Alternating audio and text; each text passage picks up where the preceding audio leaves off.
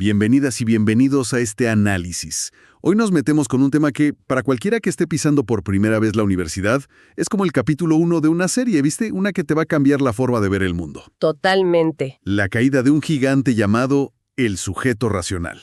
Y cómo ese derrumbe, sacudió los cimientos de la ciencia para siempre. Exacto. Y para entender este terremoto tenemos dos textos que funcionan como nuestro mapa, digamos. Uno es casi una crónica de la demolición. Ajá. Nos cuenta cómo la filosofía del siglo XX, con un mazo en la mano, hizo pedazos esa idea del ser humano como un ser de pura razón. ¿Y el otro texto, qué onda? El otro aterriza todo eso. Nos pregunta, bueno, y ahora que el rey está desnudo, ¿cómo hacemos ciencia? O sea, ¿cómo confiamos en el conocimiento? Nuestro objetivo hoy es justamente ese. Es desarmar el misterio. Entender por qué esa imagen del científico de guardapolvo blanco, perfectamente objetivo, que mira el mundo por un microscopio sin que le tiemble el pulso. Sí, esa imagen. Hoy nos causa un poco de gracia, ¿no? Y si ya no creemos en esa objetividad de superhéroe, ¿cuál es el plan B de la ciencia? Para no terminar opinando de todo como si estuviéramos en una sobremesa de domingo. Claro, ¿y cómo nos pega esto en el aula? En los apuntes que estamos leyendo ahora mismo. Es un viaje de ida. Uf, sí. La idea es que al final de esta charla, miremos un paper científico, un manual de estudio o incluso una noticia con otros ojos, un poco más críticos, digamos. Me encanta. Viajemos entonces a la época en que la ciencia moderna se estaba inventando sus propias reglas de juego. Pienso en filósofos como Descartes, Kant. Ellos pusieron la piedra fundamental de todo, ¿no? Totalmente. Ellos pusieron la base, la idea era simple, casi como en una película de vaqueros, ¿viste? Por un lado tenías al sujeto. O sea, nosotros. Nosotros, los humanos pensantes, los protagonistas. Y por otro lado, el objeto. El mundo allá afuera, salvaje, misterioso, esperando a ser conocido. A ser domado por nuestra razón. Exacto. El sujeto era el centro del universo del conocimiento. Suena a la imagen del detective de las películas viejas, ¿no? El tipo que mira la escena del crimen desde afuera sin involucrarse y ve la verdad objetiva que nadie más puede ver. Es la analogía perfecta. Se pensaba que la razón humana era como una linterna ultrapotente de luz blanca purísima. Claro. Podía iluminar cualquier rincón de la realidad, el objeto, sin proyectar sombras, sin distorsionar nada. La gran aspiración de la modernidad era esa, un conocimiento puro. Incontaminado. Incontaminado. Y ojo, esta idea no era solo para la ciencia, sostenía todo el edificio social y político. La idea de un ciudadano autónomo, dueño de sus decisiones, que vota racionalmente. Un individuo soberano. Tal cual. Ok, entonces tenemos esta estatua perfecta del hombre racional, en el centro de todo. Suena muy ordenado, muy optimista. Pero me imagino que esa estatua no duró mucho tiempo en su pedestal. Para nada. El siglo XX llegó con un equipo de demolición.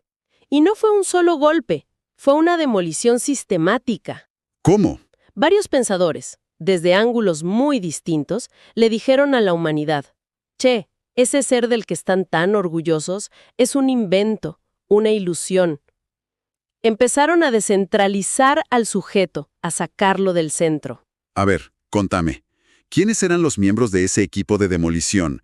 ¿Quién tiró la primera piedra? Podríamos decir que el primero que le hizo una grieta seria al pedestal fue Darwin. Desde la biología nos da una noticia bastante humillante. A ver. Nos dice, no somos una creación especial y divina. Somos producto de la evolución.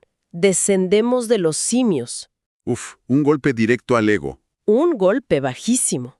Y nuestra tan preciada conciencia, nuestra razón, no son un regalo de los dioses, son el resultado de procesos biológicos, de la lucha por la supervivencia. Nuestro cerebro es, en gran parte, un cerebro animal.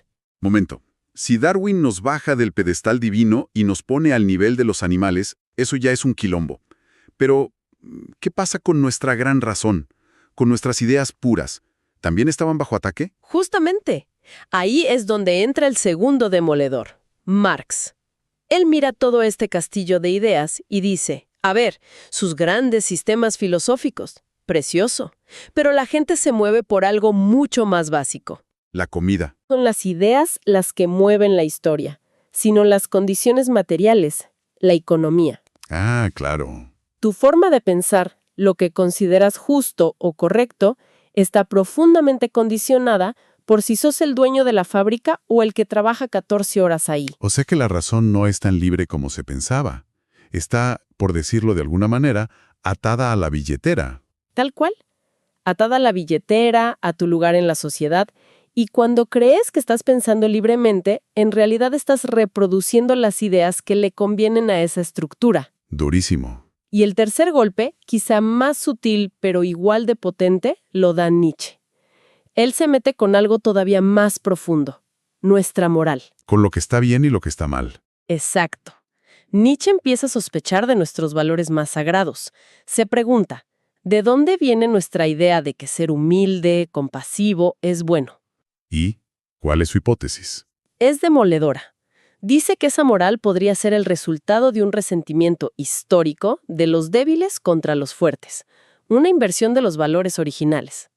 Básicamente nos dice, cuidado, quizás cuando se sienten moralmente superiores, lo que en realidad están expresando es una forma refinada de venganza. No, es tremendo. Le pone una bomba a la base de nuestra ética. Nos quedamos sin origen divino, con una razón condicionada y ahora con una moral sospechosa. Falta alguien más en este equipo. Falta el golpe de gracia. Y lo da Freud, desde la medicina y el psicoanálisis.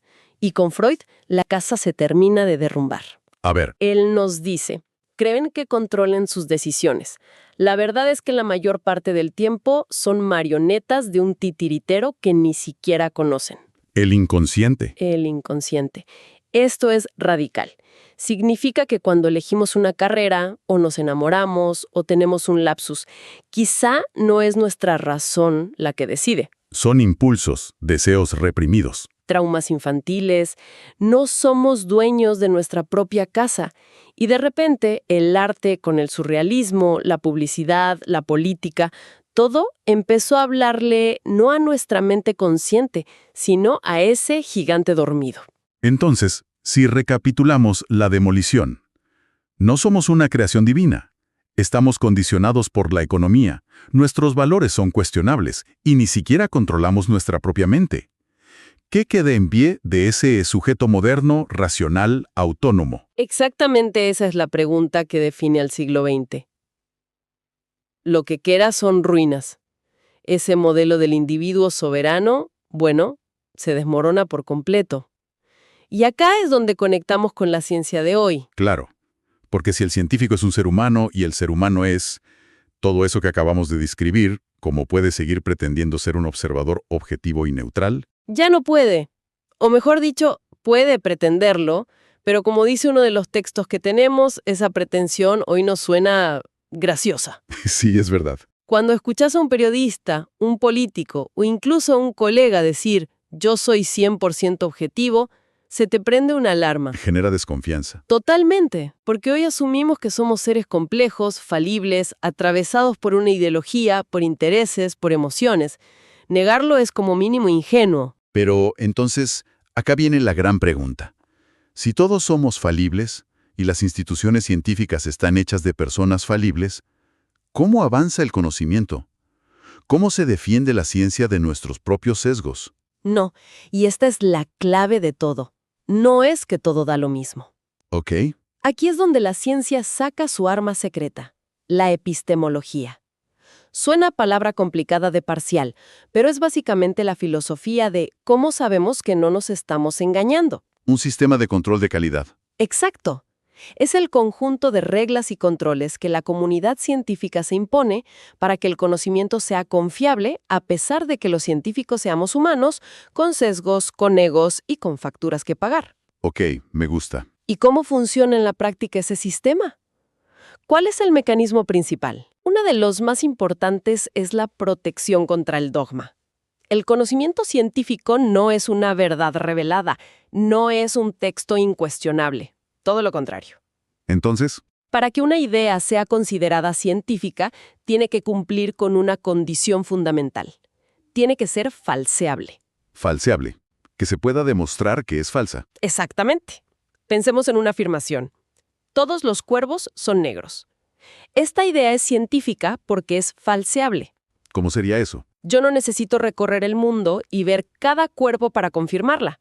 Solo necesito encontrar un cuervo que no sea negro, uno blanco, uno gris, para demostrar que la afirmación universal es falsa. Esa es la clave. Una teoría científica vive siempre con una espada sobre su cabeza, abierta a que una nueva evidencia la refute. Entiendo el concepto, pero suena un poco destructivo, ¿no? La ciencia avanza solo tratando de demolerse a sí misma. Es una excelente pregunta. Y se trata de las dos cosas. Pero la construcción es sólida justamente porque soporta los intentos de demolición. Ah, ok. Una teoría se hace más fuerte no solo cuando un experimento la confirma, sino cuando sobrevive a cientos de intentos de refutarla. En cambio, una idea dogmática, como una creencia religiosa, no permite esa posibilidad. Si le presentas una evidencia en contra, te dicen, no, es que te falta fe. No aceptan la posibilidad de estar equivocados. Por eso no son ciencia. Es un control de calidad constante hecho por miles de pares de ojos en todo el mundo que además muchas veces compiten entre sí. Precisamente. Y hay otro factor de control crucial, el tiempo. Lo que era una verdad objetiva para la ciencia en una época puede dejar de serlo. Claro. El ejemplo que da uno de los textos sobre el libro de psicología es perfecto. Un manual europeo de los 70 que definía el inicio de la adolescencia basándose en estudios de esa sociedad, hoy es una pieza de museo. No tiene nada que ver con la realidad de un adolescente en, por ejemplo, el conurbano bonaerense hoy. Me acuerdo de haber leído en la secundaria textos que hablaban de realidades que parecían de otro planeta. Te genera una desconexión total. Tal cual. Te hace pensar, esto no habla de mi mundo. Y sentís que lo que estudias es letra muerta. Exacto.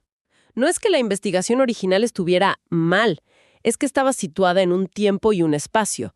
Era una verdad contextual. Por eso, y esto es fundamental para cualquiera que esté en la universidad, uno no estudia para ser un dogmático que repite verdades de memoria. Sino para ser un científico. Uno estudia para ser un profesional crítico. Y eso implica estar siempre dispuesto a cuestionar, a revisar, a falsear. Incluso lo que te dice el profesor más respetado. Esto me lleva a otro concepto de los textos que me pareció muy potente. La idea del sujeto sujetado. ¿Qué significa exactamente? Tiene un doble sentido, y los dos son muy reveladores. Por un lado, es la consecuencia de todo lo que hablamos. Somos sujetos sujetados, porque ya no somos esos individuos autónomos y libres de la modernidad. Estamos atados a cosas. Estamos sujetados a nuestro inconsciente, como decía Freud, a nuestra biología, como señalaba Darwin, a las estructuras sociales, como demostró Marx. Estamos condicionados por fuerzas que no controlamos. Ok, esa es la dimensión filosófica, pero mencionaste que había otra lectura. Sí, y es una lectura ética y práctica, directamente ligada a la profesión. Cuando en la jerga académica se dice vamos a abordar al sujeto de estudio, hay que prestarle atención a esa palabra. Abordar. Abordar. La persona investigada muchas veces se siente tratada como un objeto, como un bicho en el microscopio al que van a sujetar, analizar, etiquetar. Claro. Hoy hay una rebelión contra esa idea. Las personas, las comunidades, los pacientes ya no quieren ser un dato pasivo. Exigen ser vistos como interlocutores. Exacto. No quieren ser abordados, que suena un acto violento impositivo. Quieren que el investigador, el médico, el psicólogo se encuentre con ellos. Y esa es la gran responsabilidad ética para la nueva generación de profesionales, ¿no? Totalmente. Especialmente en las ciencias sociales y de la salud. Hay una obligación de sacudirle el polvo a esas viejas teorías que trataban a las personas como objetos. El desafío es aprender a investigar, a diagnosticar, a intervenir sin sujetar al otro, reconociendo su humanidad, su libertad, su propio saber. Es un cambio de paradigma total. Pasar de una relación de poder, donde uno tiene el saber y el otro es el objeto, a una relación de encuentro. Totalmente. Requiere humildad. Requiere reconocer que como profesionales no tenemos la verdad absoluta. Tenemos herramientas, tenemos teorías, pero nos vamos a encontrar con otro ser humano tan complejo como nosotros. Y la tarea es construir un conocimiento juntos, no imponerlo. Hemos hecho un recorrido increíble. Arrancamos con esa estatua imponente del sujeto racional, vimos cómo un equipo de demolición la hizo añicos y aterrizamos en las consecuencias que esto tiene para la ciencia hoy. Pasamos del sueño de una objetividad perfecta a la realidad de una ciencia que se sabe humana, y por eso mismo, falible, y que precisamente por saberse falible, se protege a sí misma con un método riguroso, Con el escepticismo como bandera. y con la exigencia democrática de que todo conocimiento pueda ser puesto en duda por cualquiera. Dejamos entonces una reflexión final para que siga resonando. Hablamos de cómo la ciencia se protege de los dogmas externos. Pero pensemos un momento en la propia universidad. ¿Es un espacio completamente libre de dogmas? Buena pregunta. ¿O a veces existen ciertas verdades académicas, ciertos autores de moda que se repiten sin demasiado cuestionamiento, que se resisten a ser falseadas? ¿Cuál es el rol de cada estudiante para asegurar que la universidad sea siempre un motor de pensamiento crítico y no a veces un templo donde se adoran viejos dogmas?